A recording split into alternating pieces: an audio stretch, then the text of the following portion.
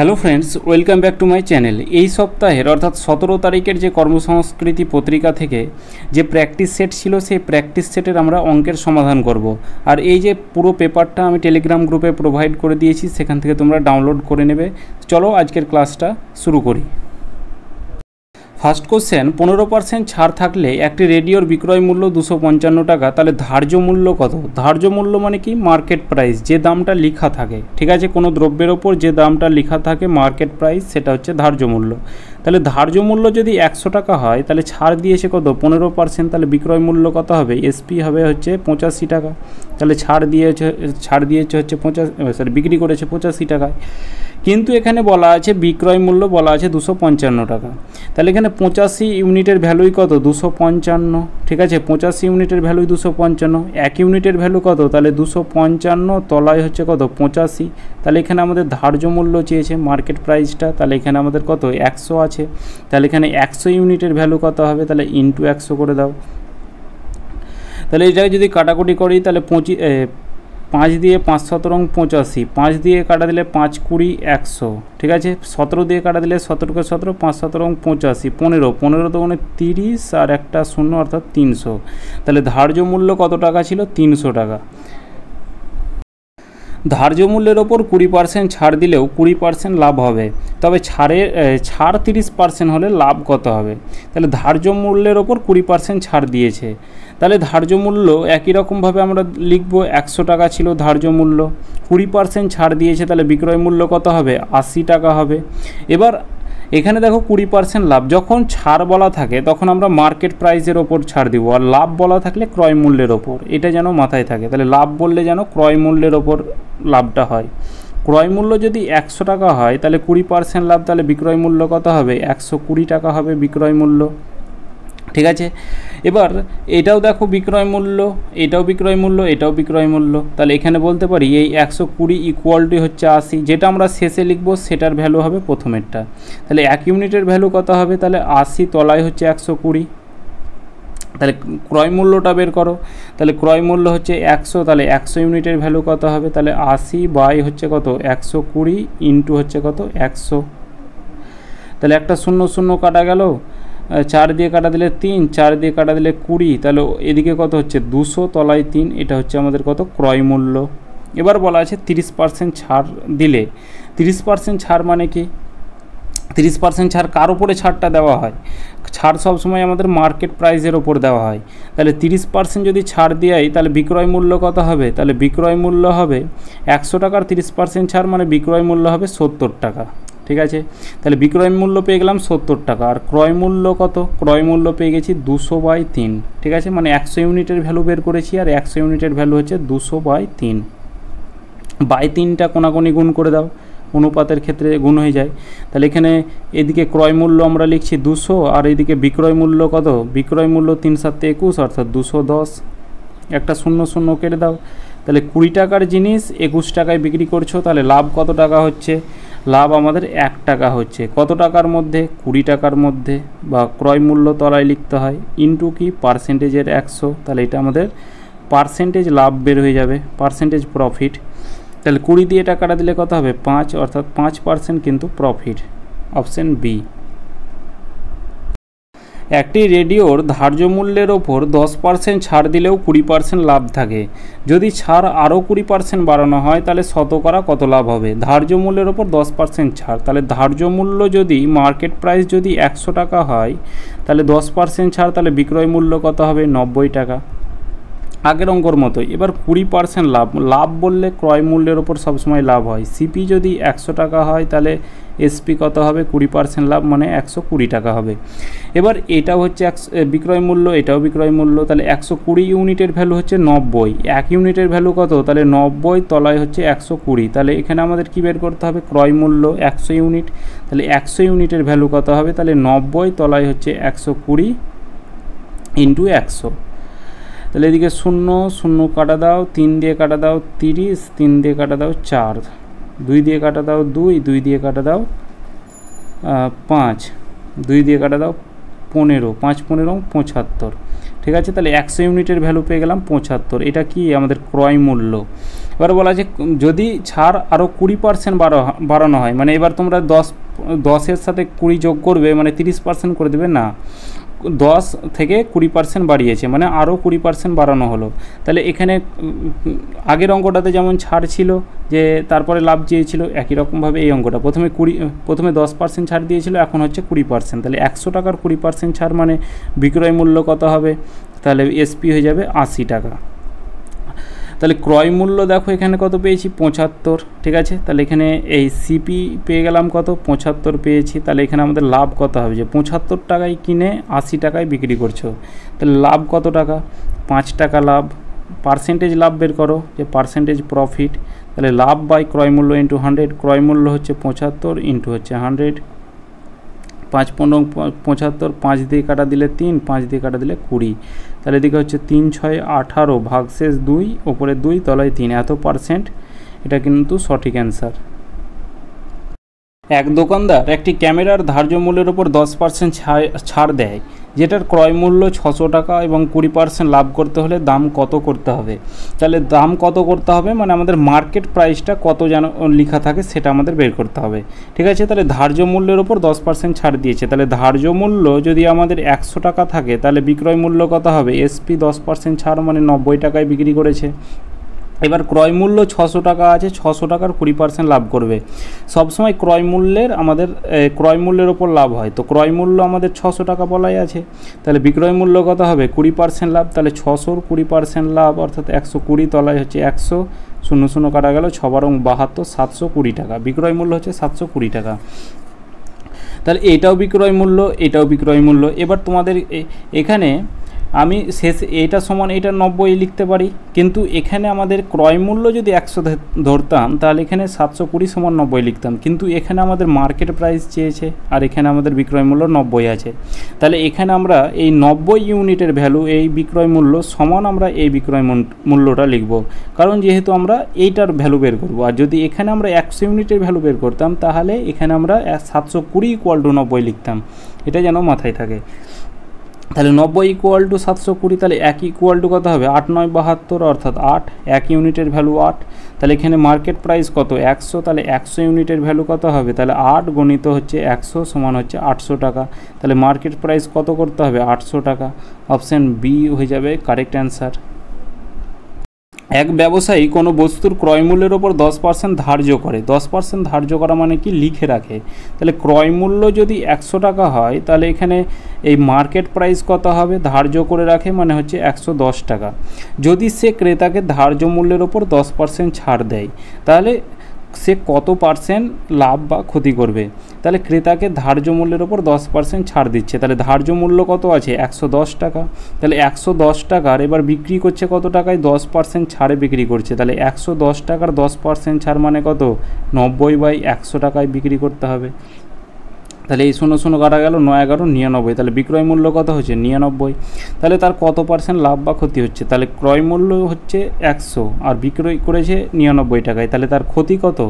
1%, অর্থাৎ 1 টাকা ক্ষতি, ঠিক আছে। 1 টাকা ক্ষতি, 100 থেকে ক্ষতি মানে সেটা আমাদের পার্সেন্টেজে ক্ষতি, তাহলে 1% ক্ষতি। এক কৃষক 9 ঘন্টায় 61 কিলোমিটার যায়, সে হেঁটে যায় 4 কিলোমিটার প্রতি ঘন্টা বেগে এবং বাকি পথ সাইকেলে 9 কিলোমিটার প্রতি ঘন্টা গতিবেগ। পায়ে হেঁটে সে কতটা গেছিল? তাহলে এই কিছু পথ হেঁটে অর্থাৎ ওয়াকিং লিখলাম, আর একটা বাকি পথ সাইকেলে গেছে। তাহলে সে হেঁটে কতটা পথ গেছে? 4 গতিবেগে 4 কিলোমিটার প্রতি ঘন্টা, আর সাইকেলে গেছে 9 কিলোমিটার প্রতি ঘন্টা, আর টোটালটা গেছে 9 ঘন্টায় 61 কিলোমিটার গেছে, মানে সে হেঁটে এই যে 9 ঘন্টায় যে 61 কিলোমিটার গেছে, এটা কি? সে হেঁটে প্লাস সাইকেলে গেছে, তাহলে এটা মোটটা বলা আছে। তাহলে এখানে 61 তলায় 9 কেন লিখলাম? এটা হচ্ছে দূরত্ব আর এটা হচ্ছে সময়, তাহলে দূরত্ব বাই সময় সমান গতিবেগ, কারণ এটা গতিবেগ, এটাও গতিবেগ, এটাও গতিবেগ। তাহলে এটার আমরা অ্যালিগেশন মেথড ইউজ করব, ঠিক আছে। তাহলে এখানে আমরা তলার 9টা আছে, তাহলে এই 9টা উঠাতে গেলে এই 9-এর সাথে গুণ করব, এই 9 মানে প্রতিটার সাথেই 9 গুণ করে দেবো, তাহলে এই 9 তো কাটা যাবে। তাহলে এদিকে 4 9 36 হলো। তাহলে এটাকে আমরা এখানে লিখছি যে একটা হলো 36, একটা হলো 9 9 81 আর একটা হলো 61। তাহলে এটাকে এবার অ্যালিগেশন মেথড যদি করি, যখন স্পিড থেকে অ্যালিগেশনের মেথড করবে তখন তোমরা টাইমের এখানে রেশিও পেয়ে যাবে। তাহলে এখানে যদি 81 থেকে এই 100টি মাইনাস করি তাহলে কত হবে, 20 হবে, ঠিক আছে। আর এদিকে যদি মাইনাস করি তাহলে এদিকে 5 আর 6 হচ্ছে 11, 3 আর 4 25 হচ্ছে, 5 দিয়ে কাটা দিলে 4, 5 দিয়ে কাটা দিলে 5। তাহলে এখানে আমরা টাইমের রেশিওটা পেয়ে গেলাম কত, 4:5। টোটাল কত ইউনিট টাইম পেলাম, 4 আর 5 হচ্ছে 9 ঘন্টা টাইম পেয়েছি। কিন্তু এখানেও বলা আছে সে 9 ঘন্টাতেই 100টি কিলোমিটার যাচ্ছে। তাহলে 9 ঘন্টার ভ্যালু অর্থাৎ 9 ইউনিটের ভ্যালু হচ্ছে 9 ঘন্টা। 1 ইউনিটের ভ্যালু কত, 1 ইউনিটের ভ্যালু হচ্ছে 1 ঘন্টা। তাহলে এখানে বলা আছে পায়ে হেঁটে কতটা পথ গেছিলো। তাহলে পায়ে হেঁটে ওয়াকিং, এটা আমরা পায়ে হেঁটে লিখেছি, তাহলে পায়ে হেঁটে এটা 4 ইউনিট, তাহলে 1 ইউনিটের ভ্যালু 1 ঘন্টা, তাহলে 4 ইউনিটের ভ্যালু কত হবে, 4 ঘন্টা। তাহলে পায়ে হেঁটে সে 4 ঘন্টা কিন্তু গেছিলো। এক ছাত্র স্কুলে যায় 5/2 কিলোমিটার প্রতি ঘন্টা বেগে এবং 6 মিনিট পর স্কুলে পৌঁছায়। যদি সে 3 কিলোমিটার প্রতি ঘন্টা বেগে যায় তাহলে সে 10 মিনিট আগে পৌঁছায়। তাহলে স্কুলের দূরত্ব কত, তাহলে স্কুলের দূরত্বটা ধরে নিলাম হচ্ছে ডি। এবার এই এত মিনিট পরে যাচ্ছে, আবার যখন গতিবেগটা বাড়াচ্ছে তখন এত মিনিট আগে চলে যাচ্ছে। তাহলে আগে আর পরে বলা আছে মানে এটা আমাদের ডিফারেন্স বলা আছে, ঠিক আছে। কিসের ডিফারেন্স, টাইমের ডিফারেন্স। আর টাইম ইকুয়াল টু কি, দূরত্ব বাই গতিবেগ। তাহলে দূরত্ব বাই গতিবেগ, তাহলে 5/2 এটা হচ্ছে গতিবেগ, বাই 2টা ওপরে চলে যাবে, মাইনাস একই রকমভাবে দূরত্ব বাই গতিবেগ কত আছে, 3 কিলোমিটার প্রতি ঘন্টা। এটার পার্থক্য আমাদের বলা আছে 6 মিনিট আর 10 মিনিট, টোটাল হচ্ছে আমাদের 16 মিনিটের পার্থক্য। 16 মিনিট, মিনিটটাকে ঘন্টা করে দাও, তাহলে 60 দিয়ে ভাগ করে দাও, 4 4 16, 4 15 60, 4/15। 3 আর 5-এর লসাগু হবে কত, 3 আর 5-এর লসাগু হচ্ছে 15। তাহলে 5কে 3 দিয়ে, 15কে 5 দিয়ে ভাগলে 3, 3কে 2 দিয়ে গুণ করলে হবে 6, এটা হবে 6D মাইনাস 3 5 15 অর্থাৎ 5D। এটা ইকুয়াল টু কত, 4 বাই হচ্ছে কত 15, সমানের সামনাসামনি কাটা যায়, 15 15 কাটা গেল। তাহলে 6D থেকে 5D মাইনাস করলে কত হবে, একটা ডি, আর একটা ডি ইকুয়াল টু কত পড়ে আছে, 4। তাহলে দূরত্বটাকে ডি ধরেছিলাম, তাহলে এখানে স্কুলের যে দূরত্ব সেটা হবে 4 কিলোমিটার, যেটা আমাদের অপশান ডিতে আছে। একটি ছেলে এত ঘন্টায় এত কিলোমিটার পথ যায়, আগের গতিবেগের দ্বিগুণ ছুটলে 32 কিমি যেতে তার কত সময় লাগবে। তাহলে 20 কিলোমিটার পথ যায় 2.5 ঘন্টায়। এবার আগের গতিবেগ, তাহলে গতিবেগটা কত, তাহলে আগে গতিবেগটা বের করে নাও। তাহলে স্পিডটা কত ছিল, স্পিড ইকুয়াল টু হচ্ছে ডিস্ট্যান্স বাই হচ্ছে সময়। তাহলে ডিস্ট্যান্স হচ্ছে 20 কিলোমিটার বাই সময় অর্থাৎ 2.5, দশমিক উঠে তলায় 10 দিয়ে ভাগ করলাম।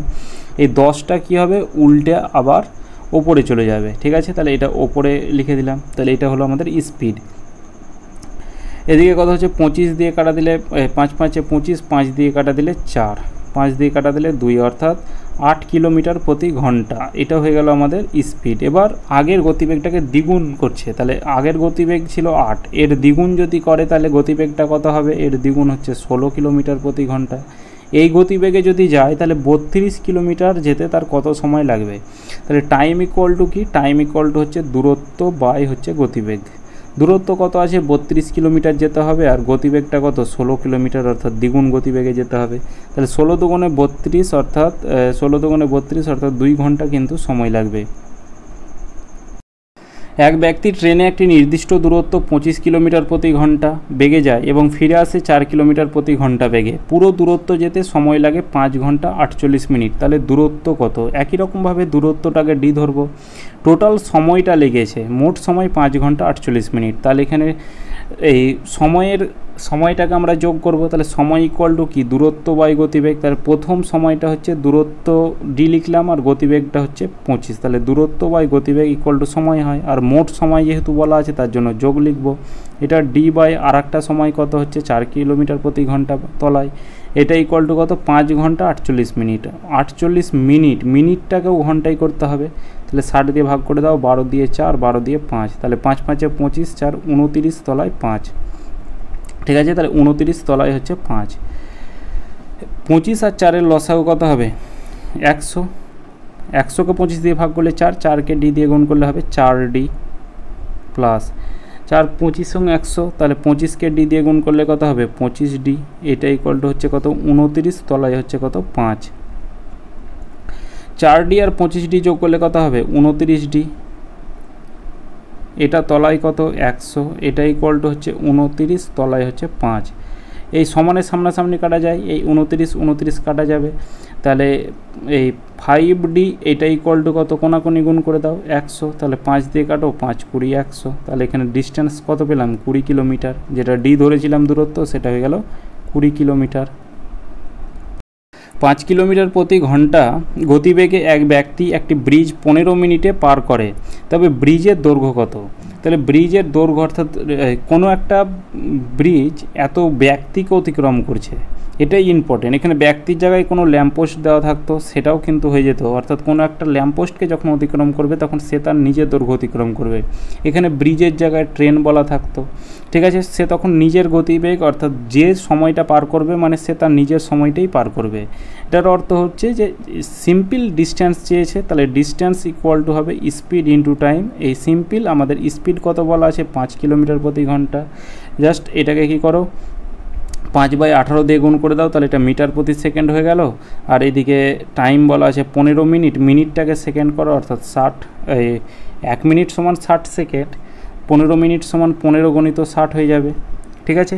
1 মিনিট সমান 60 সেকেন্ড, 15 মিনিট সমান এটা, তাহলে সরাসরি আমরা স্পিড ইন্টু টাইম করে দিলেই আমরা ব্রিজের ডিস্টেন্সটা পেয়ে যাব। 6 দিয়ে কাটা দিলে 3, 6 দিয়ে কাটা দিলে 10, 3 দিয়ে কাটা দিলে 3 5 15, 5-এর কিউব হচ্ছে 125, আর এদিকে একটা 0, 1250 মিটার হয়ে যাবে ব্রিজের দৈর্ঘ্য। একটি প্লেন 240 কিলোমিটার প্রতি ঘন্টা গতিবেগে 5 ঘন্টায় দূরত্ব যায়, সেই একই দূরত্ব কোন দূরত্ব, অর্থাৎ এই গতিবেগ বলা আছে 5 ঘন্টা বলা আছে, টাইম বলা আছে, অর্থাৎ গতিবেগ টাইম বলা আছে মানে দূরত্ব আমাকে বের করতে হবে। ওই একই দূরত্ব এত ঘন্টায় যেতে গতিবেগ কত হবে? তাহলে প্রথমে আগে দূরত্বটা বের করি, তাহলে ডিস্টেন্স ইকুয়াল টু কি স্পিড ইন্টু টাইম, তাহলে স্পিড কত আছে 240 ইন্টু টাইম কত আছে এটা, আমরা এখন গুণটা করব না কারণ কাটাকুটি আবার করতে হবে। তাহলে এবার একই দূরত্ব যেতে এত ঘন্টায় তার গতিবেগটা কত হবে, তাহলে স্পিড ইকুয়াল টু কি ডিস্টেন্স বাই সময়, তাহলে ডিস্টেন্স কত আছে 240 গণিত হচ্ছে 5, এটা হচ্ছে ডিস্টেন্স বাই সময়, তাহলে এখানে 3 3 2 5/3 হবে, বাই 3টা উল্টে আবার উপরে চলে যাবে, 5 5 কাটা যাবে, তাহলে 0 3 4 12 2 হাতে থাকলো 1, 6 1 7, 720 কিলোমিটার, এটাই কিন্তু আমাদের কিন্তু সঠিক অ্যান্সার। 6 জন পুরুষ এবং 8 জন ছেলে একটি কাজ 10 দিনে করে, 26 জন পুরুষ 48 জন ছেলে ওই একই কাজ করে 2 দিনে, 15 জন পুরুষ ও 20 জন ছেলে ওই একই কাজ কত দিনে করবে? তাহলে এবং বলা থাকলে যোগ চিহ্ন আর বা বলা থাকলে সমান, এটা আমরা জানি। তাহলে এখান থেকে পুরুষ আর এখানে ছেলের আমরা এফিসিয়েন্সি বের করব। 6 জন পুরুষ, তাহলে প্রথমে আমরা 6m লিখলাম, 6 জন ম্যান প্লাস হচ্ছে কি 8 জন বয় কত দিনে 10 দিনে কাজটা করছে, এমনডিয়নের ফর্মুলা, এটা ইকুয়াল টু কি 26 জন পুরুষ অর্থাৎ 26 জন ম্যান প্লাস 48 জন বয় কত দিনে কাজটা করছে, এটা করছে ওই 2 দিনে কাজটা করছে বলা আছে, তাহলে গণিত 2। তাহলে এখান থেকে ম্যান আর ওমেনের এফিসিয়েন্সিটা ম্যান আর বয়ের এফিসিয়েন্সিটা বের করো, 2 দিয়ে কাটো 5, তাহলে 5 6 30 ম্যান প্লাস 5 8 40 বয়, এটা ইকুয়াল টু কত 26 ম্যান প্লাস হচ্ছে কি 48 বয়।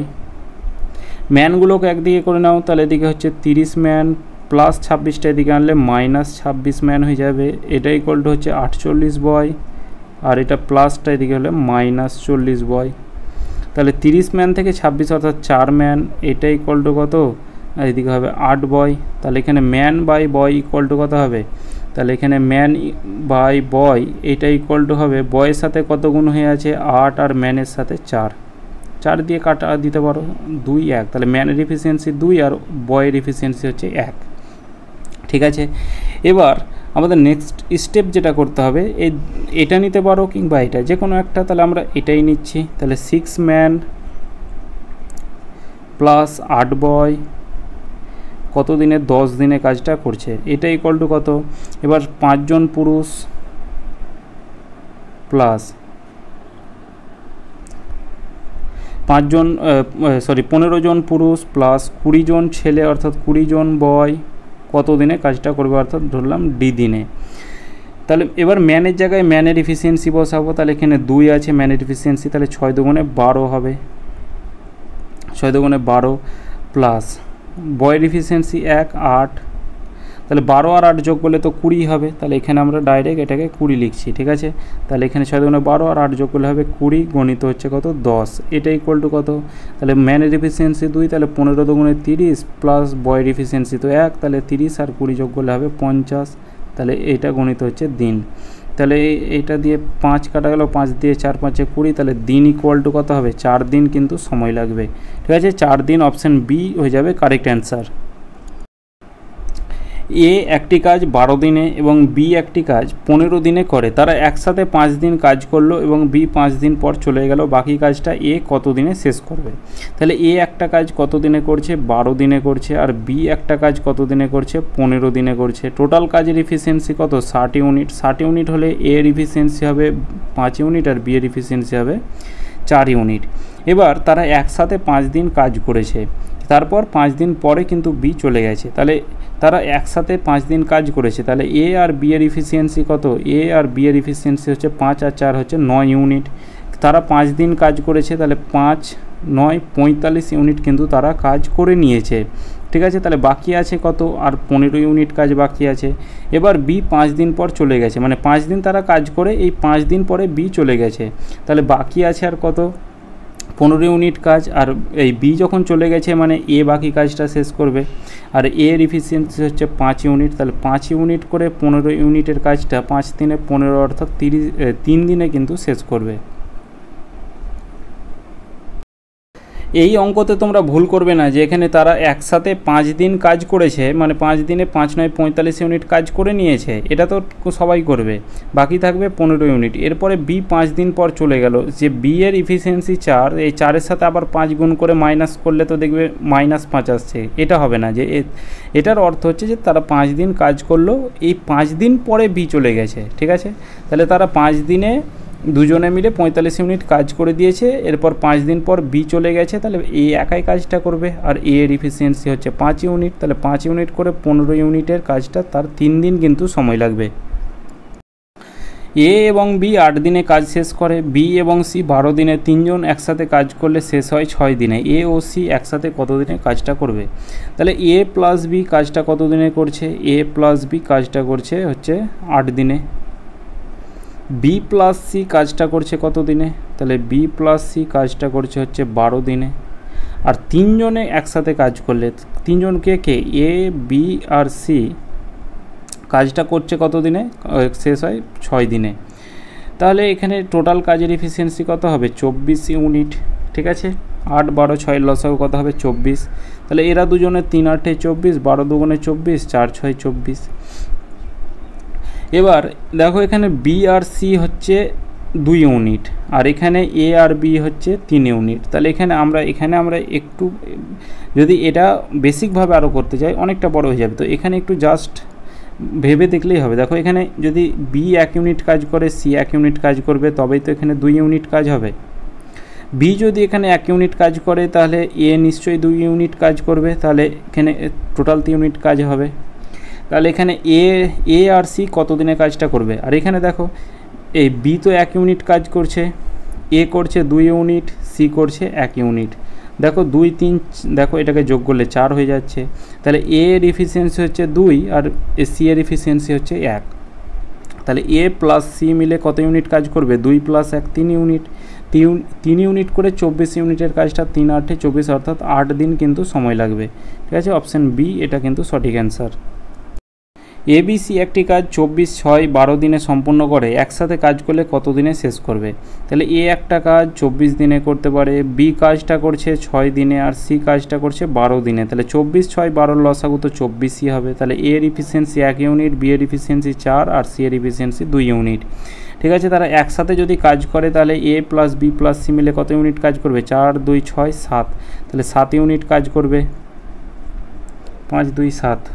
একসাথে কাজ করলে অঙ্কটা ভুল আছে নাকি, একসাথে কাজ করলে কত দিনে কাজটা শেষ করবে, তাহলে এখানে 24 ইউনিটের কাজটা এখানে পূর্ণতে আছে, ঠিক আছে। তাহলে এখানে 24 ইউনিটের কাজটা তারা তিনজনে মিলে 7 ইউনিট করে কাজ করে, তাহলে 7 ইউনিট করে তার কত দিন সময় লাগবে 3 7 21, ভাগশেষ 3 থাকবে, তলায় 7, তাহলে 3 পূর্ণ 3/7 দিনে কিন্তু শেষ হবে। এ একটা কাজ 6 দিনে করতে পারে, বি একটি কাজ 9 দিনে করতে পারে। এটা ইফিসিয়েন্সি ধরেও হবে, এই অঙ্কটা ইফিসিয়েন্সি না ধরেও হবে। ইফিসিয়েন্সি না ধরে কি হবে, ডাইরেক্ট 6 গুণিত 9 আর এদিকে 6 আর 9 যোগ করলে 15। এটা করলেই আমাদের অ্যান্সার হয়ে যাবে। 3 দিয়ে কাটা দাও, 3 তিরিক্ষে 9, 3 দিয়ে কাটা দাও, 3 5 15। এক কাজ করো, এখানে 2 দিয়ে গুণ করে দাও, এখানে 2 দিয়ে গুণ করে দাও, 3 দুগুণে 6, 6 6 36, 36 তলায় 10, 36 তলায় 10 মানে নিচে একটা শূন্য, উপরে এক ঘর আগে দশমিক চলে যাবে, ওই জন্য আমরা এখানে 2 দিয়ে গুণ করলাম। ঠিক আছে, তাহলে 3.6 এটা হয়ে যাবে সঠিক অ্যান্সার, যে দুজনে মিলে কাজটি করলে কত দিনে শেষ করবে, 3.6 দিনে। সুদের হার 8% থেকে যখন এত % হওয়ার ফলে এক বার্ষিক আয় এত টাকা হয়, তাহলে তার মূলধন কত? তাহলে মূলধন ধরলাম 100, তাহলে 8% থেকে এদিকে কত হচ্ছে, এদিকে হচ্ছে 4 7 28 31/4। ঠিক আছে, 8% থেকে এত % হওয়ায় মানে এদের ডিফারেন্স দেওয়া আছে কত, এত % হওয়ায় এখানে আমাদের বলা আছে কত, 61.50। তাহলে এদিকে 4 4 8 32 থেকে 31 মাইনাস করলে 1/4 হবে। তাহলে 1/4%-এর যে ডিফারেন্স সেটা বলা আছে কত, 61.5, তলায় হচ্ছে 10, মানে দশমিক উঠে তলায় আমি 10 দিয়ে ভাগ করলাম। এবার 1%-এর ভ্যালু বের করো, তাহলে 1%-এর ভ্যালু হবে কোনাকুনি গুণ হয়ে যাবে, তাহলে এখানে 6 1 5 গণিত 4 তলায় হচ্ছে 10। 2 দিয়ে কাটা যাবে 2, 2 দিয়ে কাটা যাবে 5, 5 দিয়ে কাটা দাও 5 12 60, 5 1 5 5 12 60 আর এদিকে হচ্ছে 3 5 15। ঠিক আছে, তাহলে 1%-এর ভ্যালু কত পেলাম, 1%-এর ভ্যালু পেলাম 3 দুগুণে 6, 2 দুগুণে 4, 246। তাহলে মূলধন 100 ধরেছিলাম, তাহলে 100%-এর ভ্যালু কত হবে, তাহলে 2 4 6 আর এদিকে হচ্ছে 100, মানে দুটো শূন্য, তাহলে 24,600 টাকা হয়ে যাবে মূলধন। 960 টাকায় একটি দ্রব্য বিক্রি করে 4% ক্ষতি হয়, তাহলে ক্রয় মূল্য কত? তাহলে ক্রয় মূল্য যদি আমি 100 টাকা ধরি, কিংবা হ্যাঁ এখানে ক্রয় মূল্য 100 টাকা ধরি, তাহলে 4% ক্ষতি, তাহলে বিক্রয় কত হবে, 96 টাকায় বিক্রি করেছে। কিন্তু এখানে বলা আছে না 960 টাকায় বিক্রি করা আছে, তাহলে 96 ইউনিটের ভ্যালু কত, 960, 1 ইউনিটের ভ্যালু কত, 1 ইউনিটের ভ্যালু হচ্ছে 10, তাহলে এখানে ক্রয় মূল্য 100 ধরেছিলাম, তাহলে 100 ইউনিটের ভ্যালু কত হবে, তাহলে 10 × 100 অর্থাৎ হচ্ছে 1000। একটি দোকানে অফার দিচ্ছে 4টি কিনলে 1টি ফ্রি, ছাড়ের শতকরা হার কত? তাহলে 4টি কিনলে 1টা ফ্রি, তাহলে ছাড় কত দিচ্ছে, 1টা কিন্তু ছাড় দিচ্ছে। টোটাল কতটা দ্রব্যের মধ্যে, 4টা প্লাস 1টা, 5টা দ্রব্যের মধ্যে 1টা কিন্তু ছাড় দিচ্ছে। ঠিক আছে, তাহলে আর এই পার্সেন্টেজ আনার জন্য 100 দিয়ে গুণ করে দাও, তাহলে টোটাল যে ছাড়ের শতাংশ সেটা হচ্ছে 20%, অপশান ডি। মনিকা কোনো কাজের 1/5 অংশ একদিনে সম্পূর্ণ করে, তাহলে কত দিনে সে সম্পূর্ণ কাজটা সম্পূর্ণ করতে পারবে? তাহলে 1/5 অংশ সে সম্পূর্ণ করছে কত দিনে, একদিনে সম্পূর্ণ করছে। তাহলে সম্পূর্ণ কাজ কি, মানে ভগ্নাংশের অঙ্ক সবসময় 1 ইউনিট ধরে করতে হয়, তাহলে 1 ইউনিটের ভ্যালু কত হবে, এটাই হয়ে যাবে আমাদের সম্পূর্ণ কাজ। ঠিক আছে, তাহলে 1 ইউনিটের ভ্যালু কত হবে, তাহলে 1 গণিত এদিকে 1/5 আছে, সমানের এদিকে গেলে কি হয়, 5 তলায় 1 হয়ে যায়, তো তলার 1-এর তো কোনো দাম নেই, তাহলে 5 একে 5 অর্থাৎ 5 দিন হয়ে যাবে কিন্তু সঠিক অ্যান্সার। যে সে সম্পূর্ণ কাজ করতে কত দিন সময় লাগবে, 5 দিন। 15 টাকা কেজি 20 টাকা কেজি দরে দুটি চা কী অনুপাতে মিশ্রিত করলে 16.50 টাকা দরের কেজিতে বিক্রি করবে? তাহলে এখানে 15 টাকা কেজি দরের চা, একটা 20 টাকা কেজি দরের চা, আর যে মিশ্রণটা বলা আছে সেটা হচ্ছে 16.5, 0.5 আর শেষে শূন্যর কোনো দাম নেই যেহেতু আগে দশমিক আছে, তাহলে এখানে 16.5, দশমিকটা উঠাতে গেলে 10 দিয়ে ভাগ করে দিলাম। ঠিক আছে, তাহলে এখানে এক কাজ করি, 10টাকে উঠিয়ে দিই, তাহলে এদিকে 10 দিয়ে গুণ করবো, এদিকে 10 দিয়ে গুণ, এদিকে 10 দিয়ে গুণ, তাহলে প্রথমে হবে কত, 150, প্রথমে হবে 150, এদিকে হবে 200 আর এদিকে হবে, এটা তো কাটাই যাবে, 165। ঠিক আছে, তাহলে অনুপাতটা কত হবে, এই 5-এ 70 অর্থাৎ এদিকে হচ্ছে কত, 35 আর এদিকে হচ্ছে কত, 15, 5 দিয়ে কাটা দিলে 7, 5 দিয়ে কাটা দিলে 3, 7:3 অনুপাতে কিন্তু মিশাতে হবে। 1 বছর আগে তরুণ ও কমলাকান্তের বয়সের অনুপাত ছিল 4:5, 1 বছর পরে এত হলে তরুণের বর্তমান বয়স কত? তাহলে দুজন আছে, তরুণ আর একটা হচ্ছে কমলাকান্ত। ঠিক আছে, তরুণ আর একটা হচ্ছে কমলাকান্ত। প্রেজেন্ট লিখলাম, আগে বললে ওপরে লিখব, পরে বললে নিচে লিখব। ঠিক আছে, আগে বলা আছে কত, 4:5 বলা আছে। ঠিক আছে। আর পরে কত বলা আছে, 1 বছর পরে বলা আছে 5:6, 1 বছর পরে। তাহলে এবার দেখো এখানে 4 থেকে 5 1 ইউনিট বেড়েছে, এখানে 5 থেকে 6 1 ইউনিট বেড়েছে, অর্থাৎ এই দুটোর আমাদের ইউনিটটা সমান আছে। সমান যদি না থাকতো তবে আমরা কি করতাম, এই নিচের ডিফারেন্স ওপরের দুটোর সাথে গুণ করতাম আর ওপরের ডিফারেন্স নিচের দুটোর সাথে গুণ করতাম। তাহলে এখানে দেখো 4 থেকে 5 হচ্ছে 1 ইউনিট আর এদিকে 5 থেকে 6 হচ্ছে কত, 1 ইউনিট। কিন্তু এখানে বলা আছে কত, 4 থেকে তুমি প্রেজেন্টে আসছো, এই 1 বছর আগে থেকে তুমি প্রেজেন্টে আসছো মানে 1, আর এখান থেকে আবার 1-এ যাচ্ছ মানে 2। তাহলে এই 1 ইউনিটের ডিফারেন্স কত, 2 বছরের ডিফারেন্স। তাহলে এখানে আমাদের কি বলা আছে দেখো, 4 ইউনিটের ভ্যালু বের করো। তরুণের বর্তমান বয়স চেয়েছে, তাহলে কমলাকান্তেরটা আমরা বের করব না। তাহলে এখানে 1 ইউনিটের ভ্যালু 4, তাহলে 2 ইউনিটের ভ্যালু কত হবে, 8 বছর। তাহলে 1 বছর আগে ছিল 8, তাহলে 1 বছর পরে বর্তমান বয়সটা চেয়েছে, তাহলে 8 এর সাথে 1 যোগ করে দাও, মানে কি এটা 1 বছর আগে, 1 বছর আগে 8 ছিল, তাহলে 1 বছর পরে তার বর্তমান বয়স কত হবে, 9 বছর হবে। ঠিক আছে, 9 বছর হয়ে যাবে, কিন্তু সঠিক অ্যান্সার যে তরুণের যে বর্তমান বয়স সেটা হবে 9 বছর। তোমরা আমাকে কমেন্ট করে জানাবে যে কমলাকান্তের বর্তমান বয়সটা কত হবে। একই কনসেপ্ট, শুধু তোমরা একটু অঙ্কটা করবে। 12:18 আর 21:18 এই দুটির মধ্যে কোন অনুপাতটি সব থেকে বেশি, মানে সর্বাধিক। তাহলে 12 একটা 18 আর একটা হচ্ছে কত, 21:18। 12 6 দিয়ে কাটো 3, 6 দিয়ে কাটো 2, 6 দিয়ে কাটো 3, আর এখানে কত আছে 12 18, তাহলে 3 দিয়ে কাটো 7, 3 দিয়ে কাটো 3 6 18। দেখো 2-এর থেকে এই 7 বড়, 3-এর থেকেও এই 6 বড়, মানে অবভিয়াসলি এইটা বড়। ঠিক আছে, 21:18। আর এটা যদি এইভাবে না ধরতে পারতে, এইভাবে করতে, যে এখানে যে কোনো একটা ধরো, টোটাল এখানে 2, এই 2 প্রথম অংশটা ধরো 2, টোটাল কত ভাগের মধ্যে, 5 ভাগের মধ্যে। প্রথম অংশটা এটার ধরো, প্রথম অংশ এটা ধরলে এটাও প্রথম অংশ ধরবে, এটার যদি দ্বিতীয় ধরতে তাহলে এটাও দ্বিতীয় ধরতে। তাহলে এদিকে হচ্ছে প্রথম অংশ এটার 7 আর টোটাল কত, টোটাল 13 ভাগের মধ্যে। গুণ করো, তাহলে এদিকে 5 7 35 আর এদিকে 13 2 26। কোন ভগ্নাংশটা বড়, এটা না এটা, তাহলে 35 বড়, তাহলে অবভিয়াসলি এটা বড়, মানে এদিকটা বড়। ঠিক আছে, এটা হচ্ছে আমাদের বেসিক কনসেপ্ট। বর্তমানে এ ও বি এর বয়সের অনুপাত 1:2। 5 বছর পূর্বে বয়সের অনুপাত এত ছিল, 5 বছর পরে তাদের বয়সের অনুপাত কত হবে। তাহলে এখানে প্রেজেন্ট ধরলাম, প্রেজেন্ট থেকে এইটা হচ্ছে এ আর এদিকটা হচ্ছে বি। ঠিক আছে, প্রেজেন্ট থেকে এই 5 বছর আগে বলা আছে, পূর্বে মানে আগে, 5 বছর আগে তাদের বয়সের রেশিও কত বলা আছে, 2:5 বলা আছে। আর বর্তমানে কত বলা আছে, 1:2 আছে। তাহলে দেখো এই দুটোর ডিফারেন্স আর এই দুটোর ডিফারেন্স আমাদের আলাদা আছে। আলাদা থাকলে কি করব, এই নিচের ডিফারেন্সটা আর ওপরের ডিফারেন্স আমরা বের করব, নিচের ডিফারেন্সটা ওপরের সাথে গুণ করব। তাহলে এখানে আমরা লিখছি, তাহলে A:B।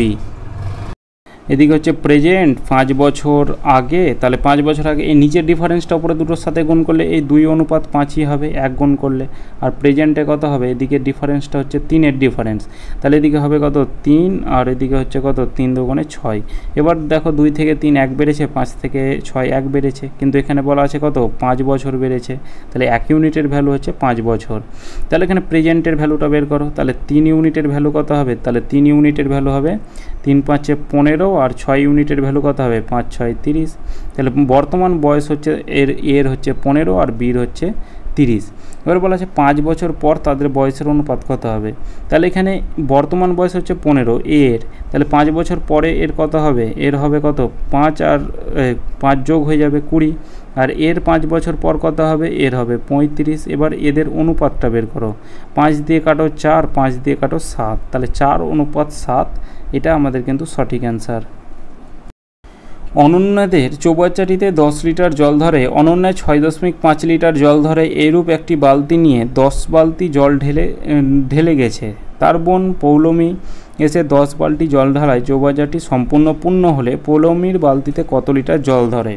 তাহলে এটা একটু ভালো করে বুঝবে যে অনন্যা একজন আছে আর একজন তার বোন পৌলমী আছে, ঠিক আছে। অনন্যা কী করেছে 6.5 লিটার জল ধরে, এইরূপ একটি বালতিতে 10 বালতি জল ধরেছে, মানে জল ঢেলেছে, মানে একটা বালতিতে 6.5 লিটার জল ধরে, ঠিক আছে। তাহলে 10টি বালতিতে সে কত লিটার জল ঢেলেছে, এটাকে আরেকটু যদি ডিটেলসে করাতে যায় মানে এইভাবে যে একটা বালতিতে তার জল ধরে 6.5 লিটার, 6.5 লিটার, তাহলে 10 বালতি সে জল ঢেলেছে, তাহলে এখানে 6.5, এই তলায় 10 উঠে 10, আর এখানে 10 ইউনিটের ভ্যালু বের করো, তাহলে এই 10 10 তো কাটাই যাবে, তাহলে এখানে 65 লিটার কিন্তু জল ঢেলেছে কে, অনন্যা। তাহলে 65 লিটার যদি অনন্যা জল ঢালে, তাহলে পৌলমী কত লিটার জল ঢালবে, 35 লিটার জল ঢালবে। কেন 35 লিটার জল ঢালবে, কারণ টোটাল 100 লিটার জল ধরে চৌবাচ্চাটিতে, তাহলে অনন্যা তো 65 লিটার জল ঢেলেই দিয়েছে, তাহলে পৌলমী নিশ্চয়ই 35 লিটার জল ঢেলেছে, এটাকে যোগ করেই তো 100 হবে, ঠিক আছে। টোটাল ট্যাঙ্কটা আমাদের বলা আছে 100 লিটারের বলা আছে। এবার বলা আছে সে 10 বালতি জল ঢেলেছে, তাহলে এখানে আমাদের টোটাল জল ঢেলেছে 35, এবার 10 বালতি জল ঢালাতে তার কত লিটার করে জল ঢালে, তাহলে এখানে আমাদের 35কে কী করতে হবে, মানে এখানে এইভাবে যে এই 10 বালতি জল ঢালাই সে 35 লিটার জল ঢেলেছে, তাহলে এক বালতিতে তার কত লিটার জল ধরে, তাহলে 35/10, তাহলে এখানে 3.5 লিটার কিন্তু তার বালতিতে জল ধরে, 3.5 লিটার, এটা অপশান সি হয়ে যাবে কিন্তু সঠিক অ্যান্সার। তো এটাই আমাদের শেষ কোশ্চেন ছিল আজকের ক্লাস এতদূর পর্যন্ত। আর 7কে সাবস্ক্রাইব হতে বেশি দেরি নেই, তো অবশ্যই চ্যানেলটিকে সাবস্ক্রাইব করে রাখো। চলো দেখা হচ্ছে নেক্সট ক্লাসে।